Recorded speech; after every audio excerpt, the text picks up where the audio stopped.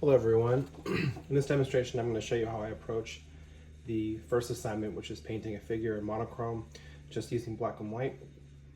I formatted the image in Photoshop, shifting it to grayscale. I changed the scale of the image itself to be the exact same size as my paper, which is 22 by 30 at 300 dpi, which means if I were to print it out, it would be actual size. This helps me translate without getting confused. So I've got a grid line every 2 inches here, and that corresponds to a grid which has been drawn over the image in Photoshop using the line tool. That way the grid is able to be printed out. You see I have a brief printout here of the image I'm going to be using. The image should be available to you in Discord as well, so you can access it. So when I'm translating the image from the photograph, I'm going to be using the grid lines only to determine the contours, the outer edges of the pose, right? So I'm not going to be worried about what's happening inside the grid frame just yet. I'm going to be looking at just where the body intersects the grid lines. And so if there's a piece of information that lies inside of a square, I'm going to shift my attention to only where it touches the grid itself. I'm going to make kind of a series of constellation points that go around, tracing just where the body intersects these lines, either on the vertical or on the horizontal axis. And wherever it touches, I'll make a little point. And I'm just estimating whether it's going to be halfway or to the right or to the left or up and down, so on. Once I get all the way around the figure, I'm going to connect the dots and create a very simple scaffolding of the envelope, or of the smallest shape that will include the whole figure. I'm going to be painting the figure into the background and the background into the figure. So it's not just going to be a painted figure on a white background. It will be fully integrated into the space of the image by painting the values up and into the figure. So I have analyzed the figure in Photoshop using the color picker and trying to simplify 5 general values. In the previous video, I've described how I take an 11-point grayscale, 11-step grayscale, and reduce it to just 5 steps. So essentially what I'm doing is I'm starting at 90% and skipping a step all the way down to 10%. So I've mixed a 90%, a 70%, a 50%, a 30%, and a 10%. 100% is always going to be pure white, and 0 is always going to be pure black. I want to keep those pure extremes out of the image as much as possible. However, the highlight you see here on his forehead is probably really close to 100%. The occlusion shadows, maybe in the deepest areas of his skin here, are probably also very close to 0. I'm going to reserve those extremes just until I absolutely need them, because once I exhaust the potential of the values, it can flatten out the image. Okay, so I'm going to show you how I'm going to going to paint around the figure to get the contours just by analyzing where the form intersects these grid lines, either on the vertical axis or on the horizontal axis, just making a little bit of a mark. And I've got the 30% gray, and I'm just going to use a number 4 flat here. I'm not sure if you can see this. It's a number 4 flat. And this is great because I can turn it to get a thin edge, or I can turn it sideways to get a chiseled edge. This is perfect for drawing. And rather than using pure black, I want to kind of draw from the middle out. So this is the 30% gray that I'll be drawing with for the initial step of the drawing, which is, I think, the most critical. Okay, so I've got the paint thinned out a little bit. Based on the image, I can see that starting at his head, I can see that the head starts around 6 lines. So I'm counting 1, 2, 3, 4, 5, 6 here. 1, 2, 3, and on this 6th line, his head is about here. Now I know that this is going to depend on whatever pose you choose, but try to give yourself a little bit of a margin at the top and bottom and the sides, just so the figure fits on the page. Similarly, I'm going to go down to the bottom, and I'm going to count how far his foot over is on this line. So I can see here 1, 2, 3, 4, 5, 6, 7, 8 plus. 8 plus is the edge of the toe. So 1, 2, 3, 4, 5, 6, 7, 8 plus. And it's on the number 1 line here. It's somewhere in here. So I'm going to make just a mark in terms of where the edge of the foot is, where the bottom of the foot is, something like this. Okay, now I'm going to go to the far right shoulder. So I have to count across and down. So 6 to the center line, 7, it's 7 plus, and it's 1, 2, 3, 4 down. So 7, 1, 2, 3, 4 down. Okay, this is the edge of the 6, 7, 4 down. This is the edge of the shoulder here. 7.5 about here. And then I'm going to get the hip. So it's 1, 2, 3, 3 across, and 1, 2, 3, 4, 5, 6, 7, between 7 and 8 down. So 1, 2, 3, 1, 2, 3, 4, 5, 6, 7, and 8 down. It's probably about here. It's like right on the line here. Okay. He's raising his elbow. He's resting on a staff, and so I'm going to get his elbow, which is the furthest out into this quadrant here. So I'm going to count that 1, 2, 3, 1, 2, between 1 and 2. And it's 1, 2, 3, 4 down. So between 1 and 2, 1, 2, 3, 4. Between 1 and 2 is here. It's about here. It's a little bit closer to the right-hand side. All right, so let's get his back knee, which is projected into this quadrant around here. And it's 6 and 7, 8, almost touching the 9th, and then it is 1, 2, 3, 4, 5, 6, 7, 8, 9, 10. So 6, 7, 8, 9, 1, 2, 3, 4, 5, 1, 2, 3, 4, 5, 6, 7, 8, 9. His knee is about there. Okay, so I'm just going to continue around the figure, just looking at where it intersects either the vertical or horizontal, leaving a tiny mark with the flat brush. You'll start to see it kind of unfold here. The top of his hand is close to his head, so it is 1, 2, 3 across, and less than 2 down. 2, 3, less than 2 down. It's about here. Now his knuckles in the back of his hand is in here, so I'm going to leave that alone. I'm just going to get to the wrist.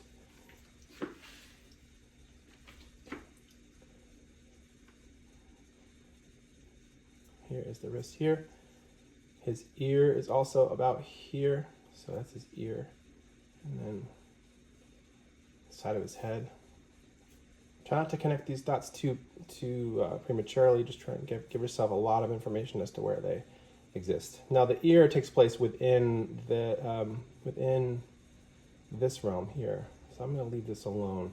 The shoulder touches about here, and the shoulder rounds in here. I'm going to leave it alone for now.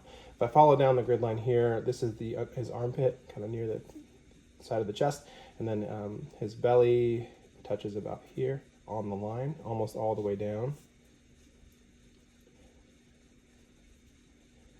Two of these, and then his lap starts, let me just double check.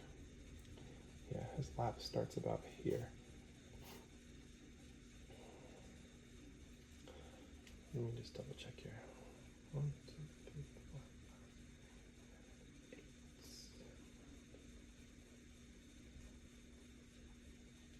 It's about 7.5.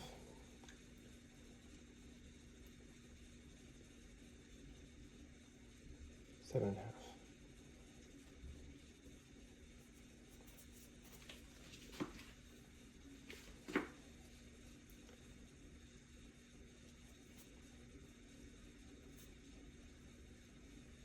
It looks like I have his knee on the wrong square, so that's good.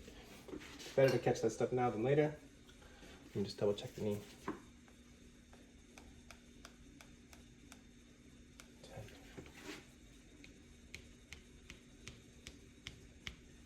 Yeah, 10. Down here.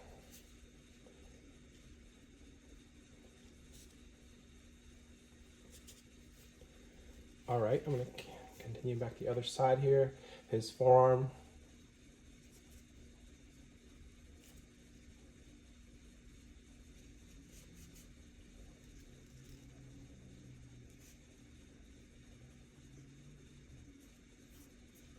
So all I need to focus on is where it's intersecting the grid. I think this really makes it a lot less confusing.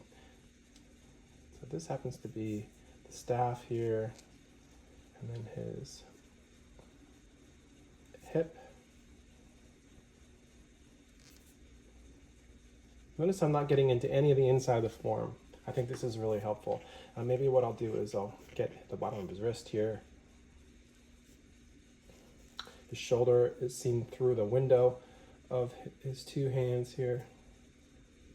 Okay.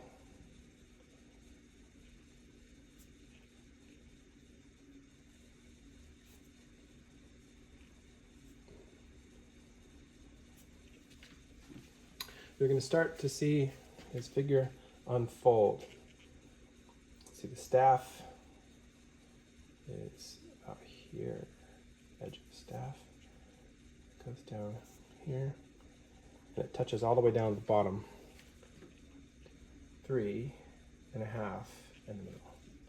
1, 2, 3.5 in the middle. Somewhere around here, the staff is going to connect.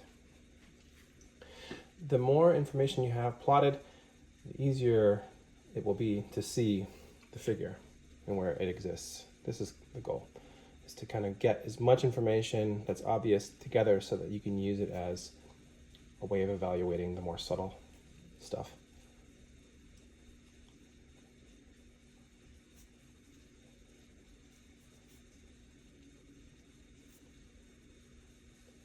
Okay, I'm going to keep moving. So the things that are more difficult to see, I'm going to ignore them for now and just keep myself moving. Let's see here.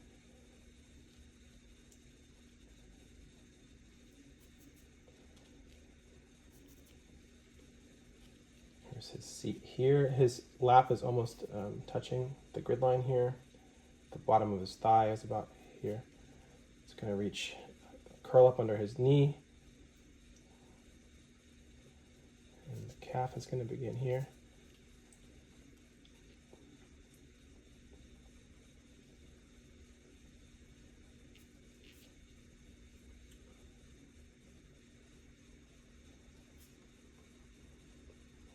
The ankle.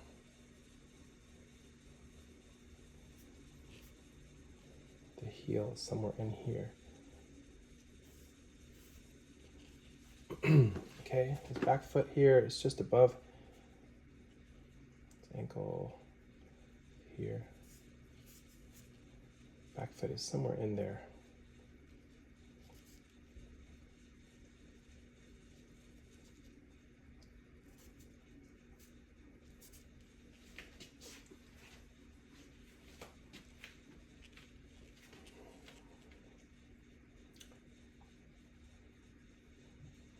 It's good to double check these before you start to commit to filling everything in. So I'm just going to double check here. It looks like the knuckle down into here. It's right on the line here. So it's closer to the edge here than I have it.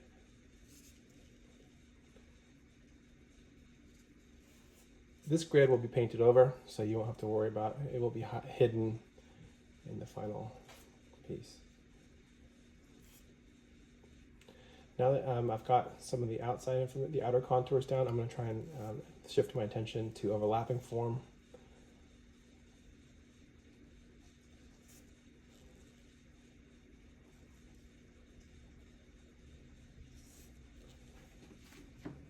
For example, his forearm here, his wrist.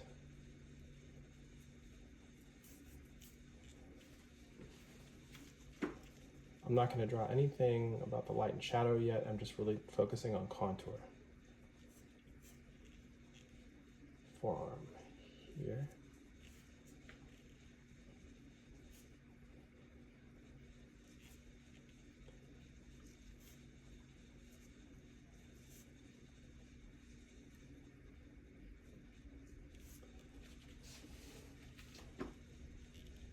Staff here, his armpit here, his sternum here, his navel and belly button.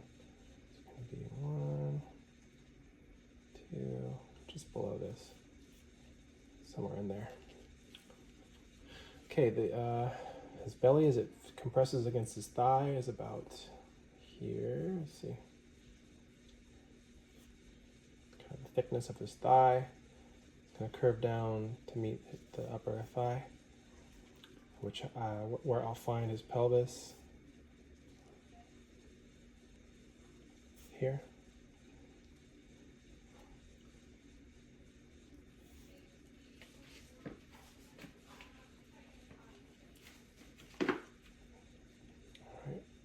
This might be counterintuitive for some of you that just like to dive in, but from my experience, it's really helpful to have a sense of where the figure is and where it is not in terms of its positive and negative shapes plotted along this grid line here. So once the grid line has served its purpose, you can just paint over it. It's not really that useful anymore. So let's see, I think that's about right. Okay, I want to make sure I get the stool and the chair, the staff that he's leaning on. So let's plot the legs of the chair first. The legs of the stool are here. That's one. The second one is about here. Third one. The fourth one is hidden somewhere back in here. Okay, and then this stool, he's sitting on a towel.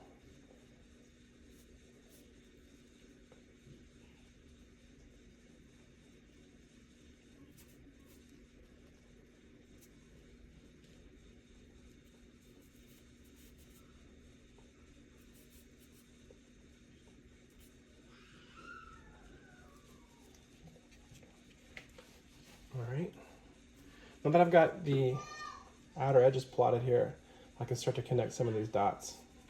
This is really the part that I think is really satisfying, but I'm just going to kind of bring them together. It doesn't matter if your lines are perfect, you can always use the color in the negative shapes to correct.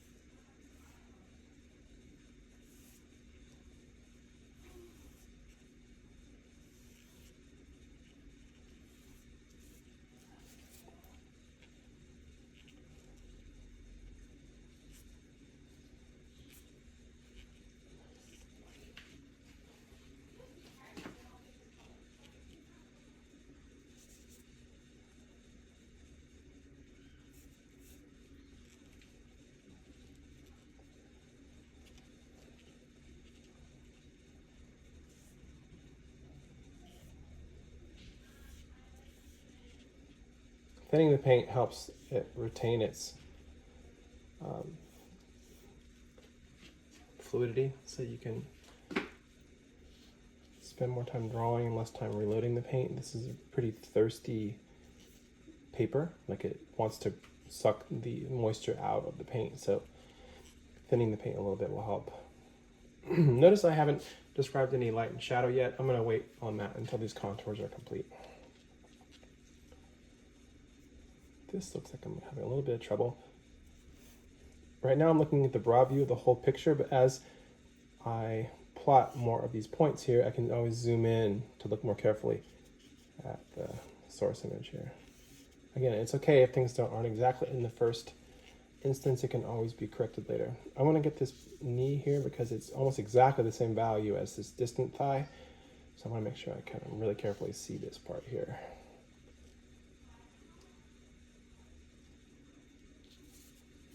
Try to simplify the marks to just kind of simple angles or simple curves. Don't get too specific at this point. It won't help you. You want to get the general aspects down first and then use those general aspects as a way of evaluating the more nuanced areas. I don't think this is thick enough. All right, I'm going to see if I can connect some of these dots with the legs and the thighs. So let me start with the seat here.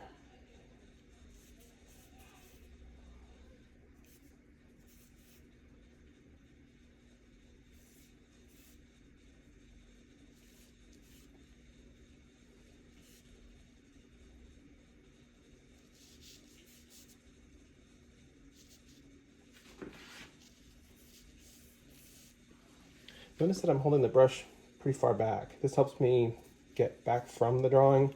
I can use more, I have more leverage on it. I can use more on my shoulder in the mark making.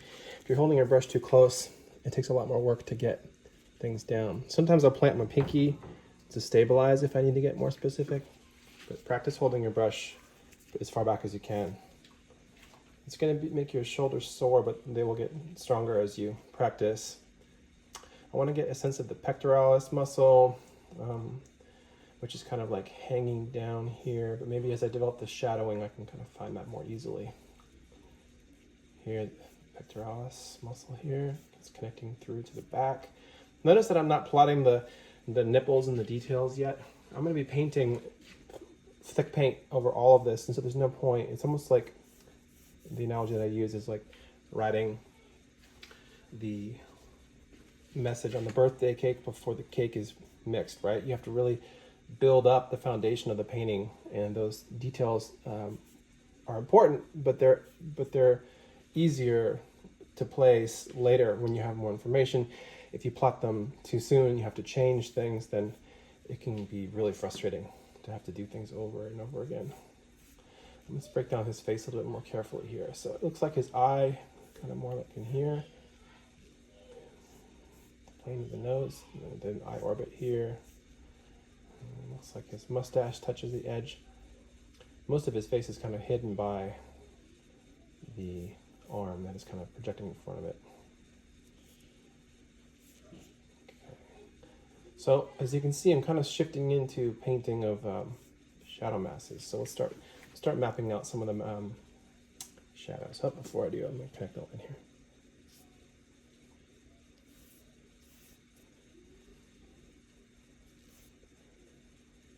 The ankle.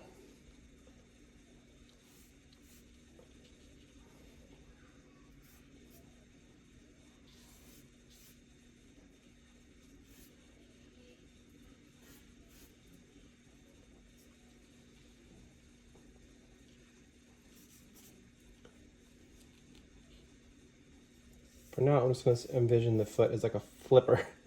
I don't make any distinction about the fingers or toes yet. I want to see the broadest shape that the foot makes before I start breaking it down.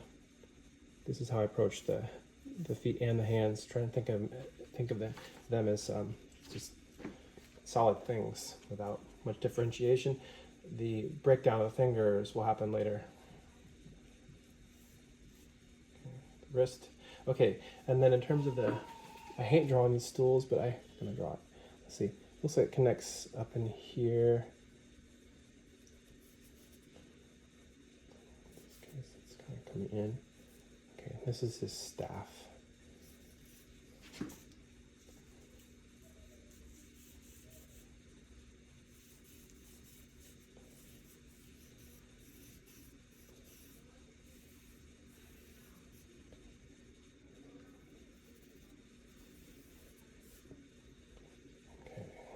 There's the towel that he's sitting on, and then I'm going to start to connect the legs of the staff here.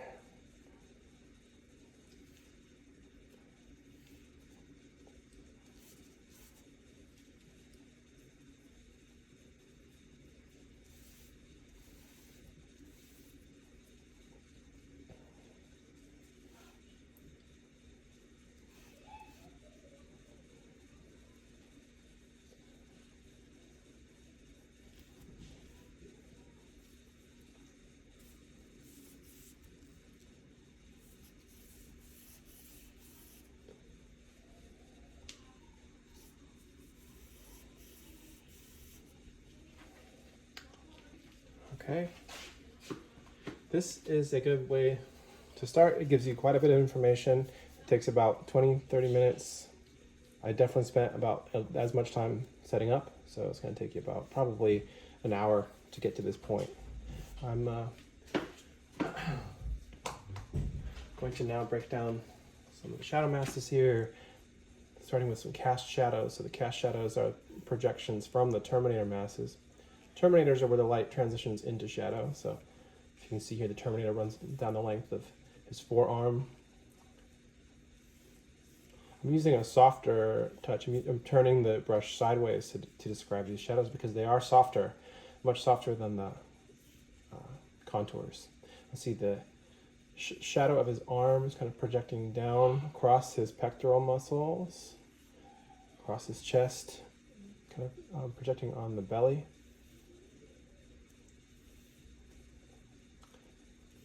Okay. And keep the shadows really simple at this point. I don't want to make them complicated. I just want to see them in terms of their shape. I can see here that there is a reflected light coming up on the underside of the pectoral. So that will receive a different value. This straight edge here is actually the staff. And then the cast shadow will kind of blend in with some of the halftones on the belly. I'm not going to paint the tattoos, but those are also there. I'm going to use the broad side of the brush to kind of suggest the turning of the thigh.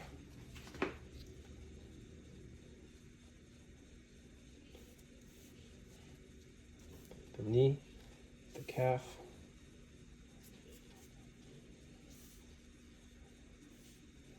If you want, you can also isolate the highlights,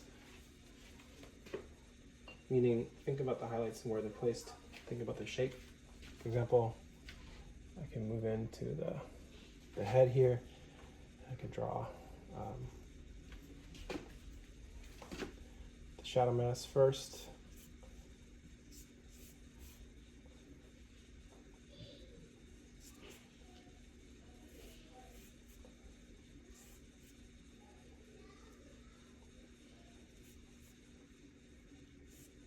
And the highlight is right on this grid line. That's kind of like the state of Texas. And this is something that I think about too, is like I have to make shape associations, and I think it helps to make shape associations that are not related to the form. Like, for example, I'm not thinking about the underlying muscles so much as I'm thinking about what the shapes resemble. And sometimes they have nothing to do with the figure. Like it might look like a fish or a boot or something, but I do think that helps. All right.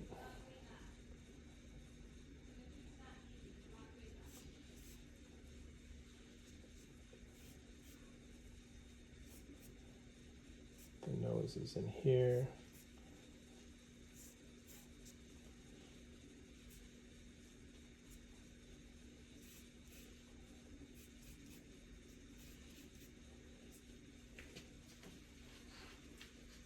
I might come into the hands and try and articulate that.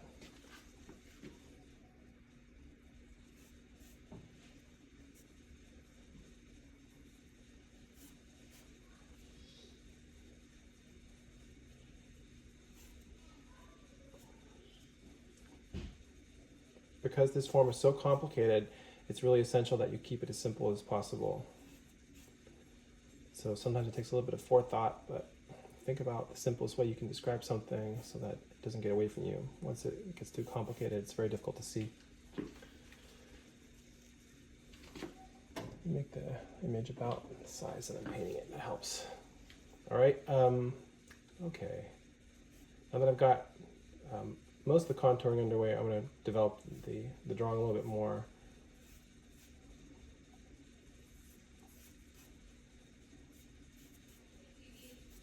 So each of the values that I pre-mixed in the beginning, they're going to kind of just be they're going to be laid in to this shape plan that I've developed here. Moving around the image to get a closer look. This is the side of the staff.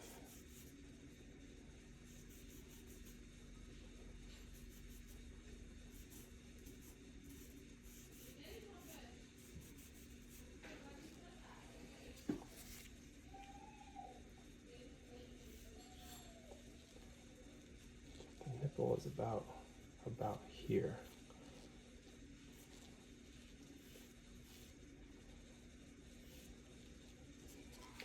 Because I'm drawing with the 30% gray, this will eventually be the lighter values of some of these shadows. So I can begin to kind of lay them in pretty carefully. When you're painting, try to paint the values into one another so that they're overlapping. I think that makes for a much more believable, solid form than if they stop short at the edges of the shapes. So for example, I'm going to paint the shadow into the arm, and then I paint the arm back into the shadow, negotiating that boundary back and forth until it looks about right.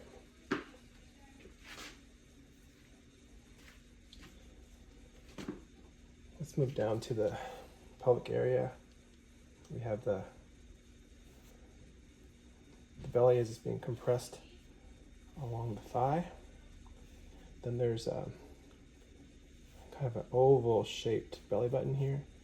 And then there's a slight terminator mass at the base of the belly, and then a cast shadow. So the cast shadows are really projections from the terminators. They have a direct relationship. So when you understand one, it helps you understand the other. Terminators are just the edges where light transitions into shadow, and the edges are usually a lot softer, where cast shadows are fairly sharp. I'm using a little bit of a dry brush technique here to just simulate the contour and the value by kind of shading, almost like a charcoal.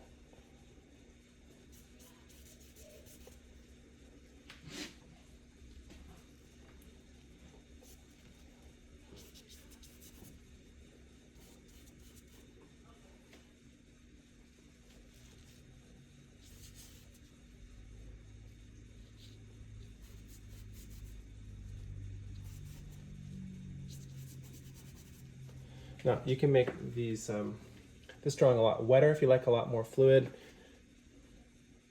techniques like washes and things. I tend to use them a lot when I'm working, but for this demonstration I haven't used them very much. But I also want to get the cast shadow on the floor, because I'm not going to stop at the figure. I'm going to paint the whole scene. So the heel is projecting a cast shadow. This will really help ground your figures. Really developing the environment will help you place the figures in the space.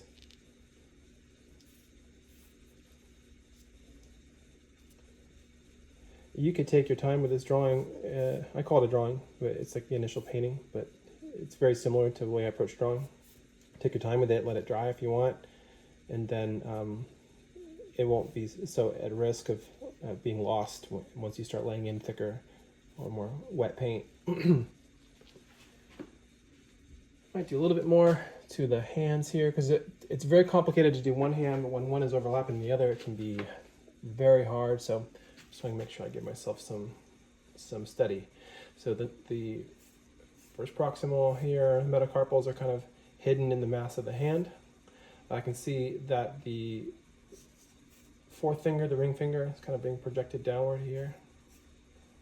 The fifth, the pinky, it's closer to the top here, but it's kind of projecting here. Sometimes it helps just to focus on the shapes that are in between the fingers. Most of this is in shadow here. So this is the 30%, which is a nice deep medium gray. You want to give variety in the darks just as much as there's variety in the lights, so that you can convince the eye that there's volume and light. So the initial lay-in might just be, transparent, thinned out with a little bit of paint thinner.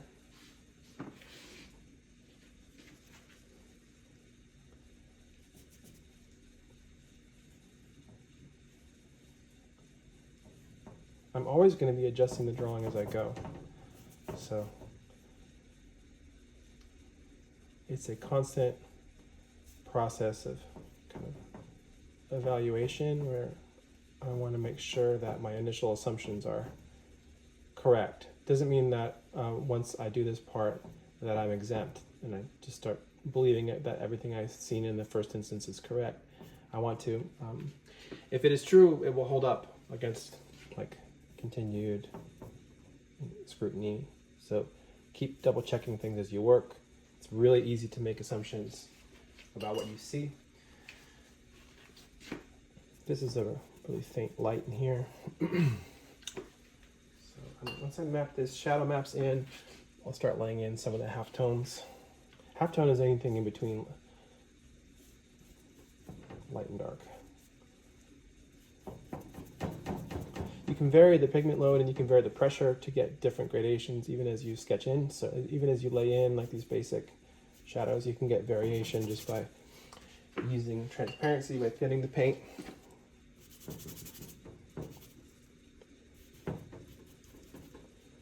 Try to touch the painting as little as possible though. This is a really good thing that took me a long time to learn. It's a lot easier said than done because it's often the tendency is to want to really flesh something out, but try to show a little bit of restraint in terms of only do what you absolutely have to. There's a bone right here. This is the ulna.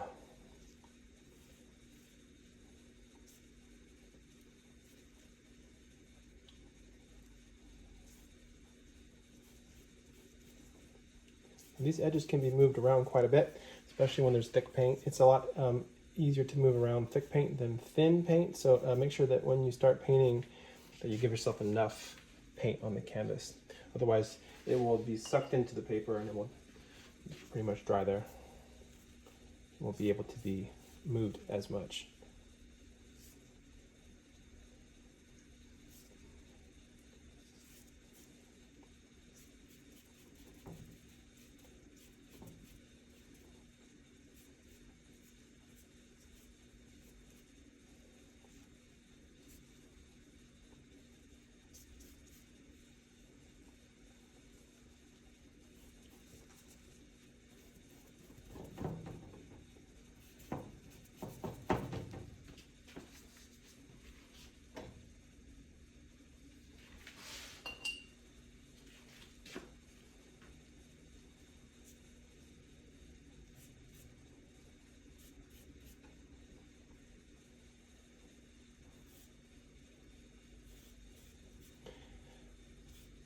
At all times, it's really useful to compare the lights to the darks. So for example, looking at the tone of the belly against the upper thigh here, I really want to make sure that these values stay in good proportion so that the light is kind of convincing, believable.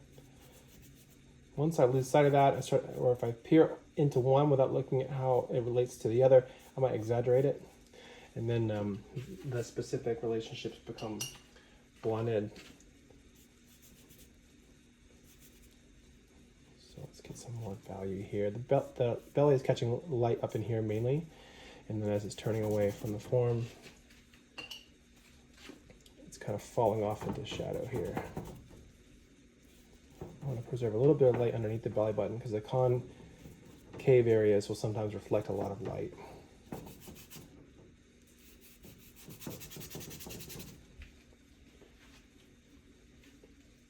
This is how I start my paintings, whether they're portraiture or life study, whatever.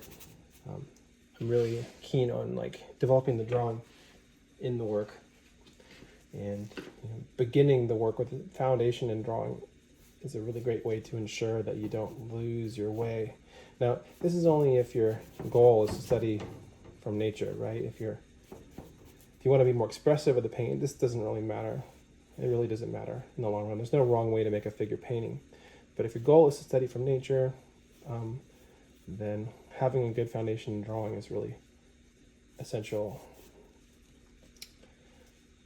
Okay, so the values here, this looks like a little bit of a highlight on the knee. I like to isolate those just so I know where they are. And the knee almost completely blends in with the values against the background here.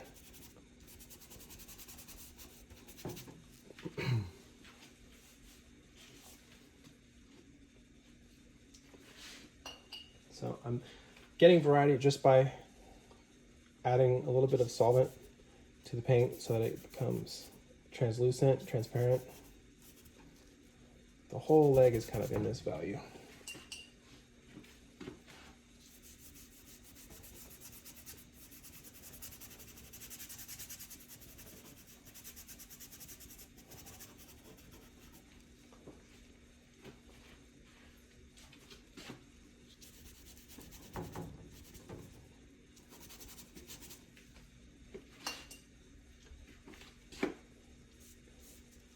Obviously, when you're working from life, you're not going to have the benefit of a grid. But the cool thing is, if you make a study from life, you can translate the study into a larger piece using the grid. This is a very historic way to do that. But in terms of the technical approach, I start the paintings very similarly. When I'm working from life, I try to think about the contours. I work from the outside of the form in. I try and get the contours as close as possible, and then work my way into the interior of the form, breaking down shape, positive and negative.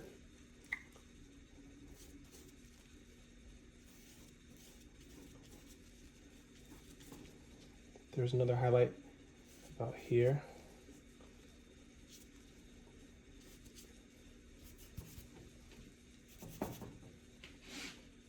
You want to think about transitioning light into shadow. The more values there are, the more gradual and volumetric the form will look.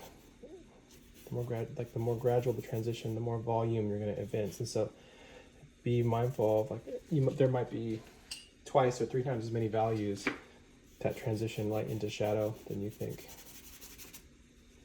All right, maybe I'll go up to the top again and do a little bit more in the face, just to give myself more information. Now I have specific values that are mixed just for this purpose, which I will be painting in. I'm just giving myself kind of a template, which I think is really helpful later.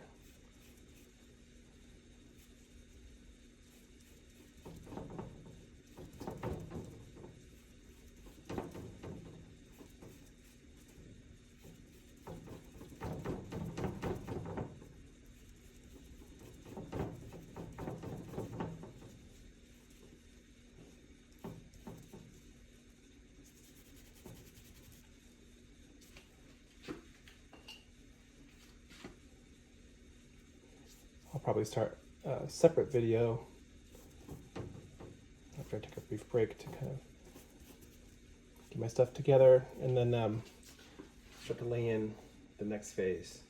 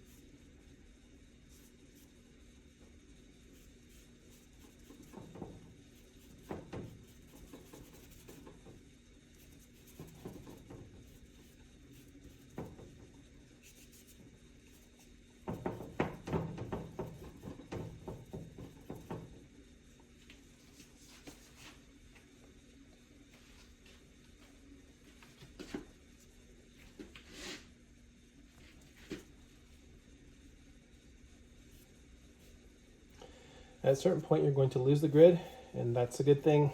It just means that it served its purpose. So you will rely much more on comparative shapes than the grid that you've established in the beginning. So it's okay to lose it. In fact, you have to. So it's going to just strengthen your ability to see the differences, because you now have an image that resembles very closely the proportions.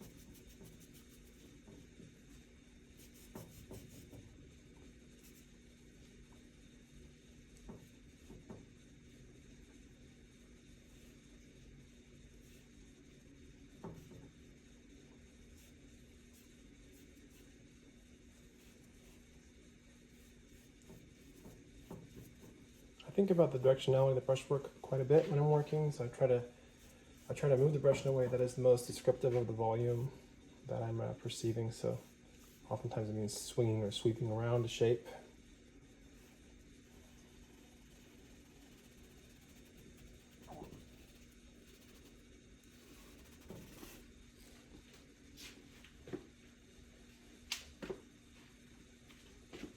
I'll probably stop this video in just a couple minutes and upload it so I could begin to start the next one. Might be better to take this into small chunks than one long video. If you're trying to get a shape that is too small for your brush to achieve, then make a larger shape and then use a brush with a negative shape and carve it back. Hopefully I'll be able to explain what I'm talking about, but you don't have to think within limitations of what one brush shape can do. Try to think about the layering aspect and how that can help you clarify form, right? So think about what you can do to positive and negative shapes to make them more concise.